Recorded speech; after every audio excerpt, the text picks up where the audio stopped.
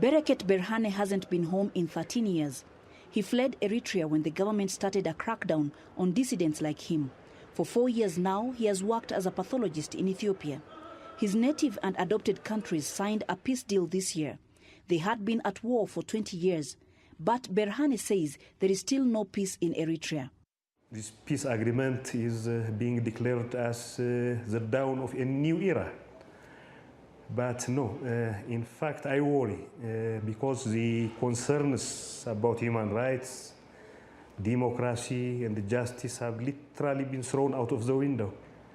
It's now about stability and security, but without justice, no. Eritrea and Ethiopia went to war over a border dispute. After Eritrean President Isaias Afwerki and Ethiopian Prime Minister Abiy Ahmed signed the peace accord, that border was reopened. Omar Reddy, a political analyst, says it has also opened up opportunities for great economic growth. What was not there 6 months ago is happening now in Asmara, with a lot of commodities going that way from Ethiopia, with a lot of small businesses going there for trading purposes. And likewise, the Eritreans are also coming. Flights and phone calls between the two countries have resumed, but the peace deal lacks legal commitments. Analysts say this is tactical. At some point, it's understandable. They don't want to start with the issue of the border, which is a Badime.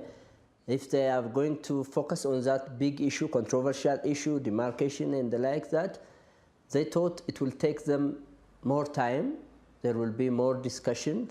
So they preferred to start with the people movement by opening airlines, by opening the border, allowing people to travel using cars, kind of thing.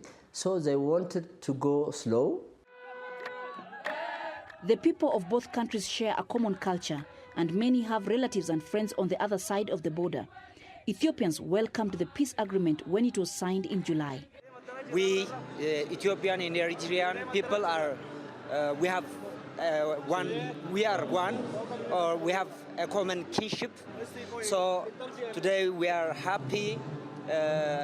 I'm really happy. When Eritrea plus to Ethiopia, the economic power will continue in a far better than what we are now. For Eritreans, the peace deal has highlighted their dissatisfaction with their government. More continue to flee. The UN Refugee Agency says between September and October, nearly 10,000 Eritreans arrived in Ethiopia.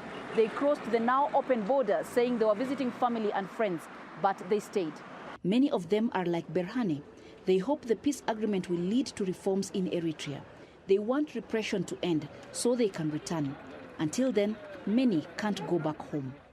I would love to, but I can't. How does that make you feel, the fact that... Sorry.